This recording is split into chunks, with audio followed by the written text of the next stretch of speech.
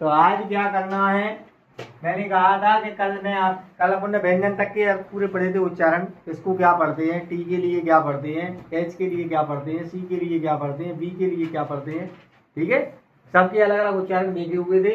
अब अपने लिए इंग्लिश पढ़ते समय कुछ ऐसे वर्ड मिलते हैं कि जिनकी शॉर्ट फॉर्म मिलती है। कैसी फॉर्म मिलती है? शॉर्ट। अब बेटा जितनी भी जो शॉर्ट फॉर्में लिखी हैं, ये सिर्फ पढ़ने के लिए अच्छी हैं, लिखने के लिए नहीं। काय के लिए अच्छी है? पढ़ने के लिए। अब इसमें जब भी आपको शॉर्ट फॉर्म में लिखा मिलेगा तो इसके लिए एपिस्टोपी, एपिस्टॉप कॉमा इसको कहते हैं, वो लगा मिलेगा आपके लिए। एपिस्टॉप कॉमा जो है वो आपको लगा हुआ मिलेगा, जहां भी आपको शॉर्ट फॉर्म में मिलेगी कॉमा लगा हुआ मिलेगा, और उस वर्ड पर लगा हुआ मिलेगा जिसको अपन ने शॉर्ट किया है, ठीक है। तो इन शॉर्ट फॉर्मों को अपन देखते हैं। शॉर्ट फॉर्म लिखते समय ध्यान रखना चाहिए कि जो अक्षर छोड़ा जाए उसके स्थान पर ऊपर की ओर एपिस्ट्रॉफ कॉमा अवश्य लगाएं। एपिस्ट्रॉफ कॉमा ये दिया गया है, जिसको छोड़ रहे हैं उसके ऊपर कॉमा लगाना है। सबसे पहला वर्ड लिखा है आई एम। इसे क्या पढ़ते हैं? I am. क्या पढ़ते हैं? I am. तो देखो जरा, इसको अगर फुल फॉर्म में लिखती तो लिखती आई एम। एक को शॉर्ट किया है इसलिए अपने एपिस्ट्रॉफ कॉमा लगाया हुआ है। दूसरा अपने लिखा है ही इज था, इसकी फुल फॉर्म का आदि ही इज, शॉर्ट फॉर्म की है तो एपिस्ट्रोफी लगाई है, आई एस उसमें से गायब है, ही इज लिखा हुआ है, यू आर लिखा हुआ है, ठीक है। किताब में आपको ऐसे वर्ड लिखे हुए मिलेंगे, पढ़ने में बड़ी कठिनाई होती है, समझ में नहीं आता क्या लिखा हुआ है। तो ऐसा लिखेंगे तो भी ये सही लिखा है, ये वाला ये ऐसा लिखेंगे तो भी सही है। इसको यू आर लिखेंगे तो सही है, यानी पूरी फॉर्म लिख देंगे तो सही है। आपने को पता ही नहीं है क्या पढ़ लें इसके लिए, ठीक है। तो ये शॉर्ट फॉर्म है, आपको पढ़ने के काम में। तो फुल फॉर्म लिखी हुई है, शॉर्ट फॉर्म लिखी हुई है, और प्रोनाउंसिएशन लिखा हुआ है, यानी कि उच्चारण आपको लिखा है। इसको क्या पढ़ते हैं? सबसे पहले होती है आई एम। आई एम का शॉर्ट रूप होता है, शॉर्ट रूप होता है आई एम, ठीक है। इसमें से क्या हटा जाता है? ये आपका चला जाता है, एक ही जगह हमने क्या लगा दिया? एप स्टॉप कॉमा लगा दिया, एप स्टॉप कॉमा लगा दिया। दिख रहा है? दिख रहा है ना जी? इसी प्रकार से हीज लिखा हुआ है, हीज के लिए हीज पढ़ते हैं, इसमें से भी आई चली है। और ऐसी आपको लिखी मिलती है किताब में, कई जगह मिलती है ना। तो इसका अर्थ तो यही है ना कि हीज लिखा हुआ है, इसलिए इन चीजों को लिखवा रहा हूँ कि इनसे आपको पता चले। इसी प्रकार से बेटा यू आर के लिए यूएस, यूआर कहते हैं। क्या कहते हैं? यूआर। अब ये गलत लिखा हुआ है, आर ही लिखना है, इसमें सुधार, ठीक है। दे आर के लिए दे आर, बी आर के लिए बी आर, इट इज के लिए इट्स, इट इज के लिए इट्स, ठीक है। इट इज के लिए क्या कहेंगे? इट्स।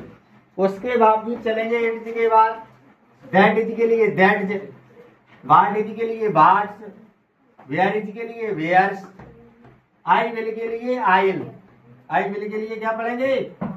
आयल, डब्ल्यू आई गायब, तो ये लगी है। यू विल के लिए यू विल, ही विल के लिए ही विल, दे विल के लिए दे विल, बी विल के लिए बी विल, बी विल के लिए बी विल। समझ में आ रही बात? उसके बाद आगे दिया है आपका, उसके बाद आगे दिया है आपका इट विल, यानी it will, that will, that will है। दैट विल के बाद लिखा आई हैव, आई वुड, आई, ठीक है। ये शॉर्ट फॉर्म हो गई काय की, ये शॉर्ट फॉर्म काय की हो गई? कर्ता के साथ जो सहायक क्रिया लगी हुई है उसकी। अब देखो बेटा, नोट वाले शब्द मिलते हैं अपने लिए। कौन से मिलते हैं? नोट वाले। नोट वालों में देखो, नोट वालों में क्या दिया हुआ है? नोट वालों में आपके लिए स्पष्ट दे रखा है, स्पष्ट दे रखा है। क्या दे रखा है? सबसे पहला लिखा है इज नॉट, इसे इजेंट पढ़ते हैं। क्या पढ़ते हैं? इजेंट, जा था जा, ठीक है। आर नोट के लिए आरंट, बाज नोट के लिए बाजंट, बर नोट के लिए बरंट। मुझे लिखा है सब में आपके लिए क्या लगा हुआ मिल रहा है? एपिस्ट्रोफ कोमा, एपिस्ट्रोफ कोमा, एपिस्ट्रॉफ कॉमा मतलब नौ जैसा निशान लगा मिलेगा, नौ जैसी अंक के जैसा ऊपर जो छूटा हुआ है वहां पर। इसी वैसे ही मत मानना हर शब्द के आगे आपको ये लिखा मिलेगा, और ये अगर निशान नहीं लगा हुआ है तो शब्द नहीं लिखा हुआ है, ठीक है, तो वो गलत लिखा है, ऐसा लिखा आपको मिलेगा। तो फिर क्या कहेंगे, हैज नॉट के लिए हैजंट, हैव नॉट के लिए हैवंट, हैड नॉट के लिए हैडंट, विल नॉट के लिए वॉन्ट, सेल नॉट के लिए सॉन्ट। क्लियर, विल नॉट के लिए वॉन्ट, सेल नॉट के लिए सॉन्ट, ठीक है। फिर आप आते हैं कहाँ, डू नॉट के लिए डोंट, डज नॉट के लिए डजंट, डिड नॉट के लिए डिडंट, वुड नॉट के लिए वुडंट, कुड नॉट के लिए कुडंट, शुड नॉट के लिए शुडंट, ठीक है। इसी प्रकार से कैन नॉट के लिए कांट, कैन नॉट के लिए क्या कहते हैं, कांट, नीड नॉट के लिए नीडंट, मस्ट नॉट के लिए मस्टंट। ये बेटा शॉर्ट फॉर्म में होती हैं, ये आपको मिलेंगी, आपको पढ़ना इन्हें आना चाहिए, ध्यान रखना इसको क्या पढ़ते हैं, ठीक है। तो आज इतना ही, अगली क्लास में कल फिर देखेंगे। इन्हें बिल्कुल आप रेगुलरिटी रिवाइज करिए, तब आपको समझ में आएगा। इंग्लिश तो बेटा प्रैक्टिस मांगती है। अंग्रेजी और गणित की एक ही रूप होता है, अंग्रेजी और जो गणित होता है, अंग्रेजी और गणित बस केवल मांगता है P3। P3 का मतलब है प्रैक्टिस,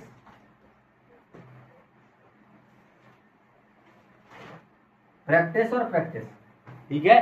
जितना ज्यादा प्रैक्टिस करोगे उतनी ज्यादा आपको आएगी।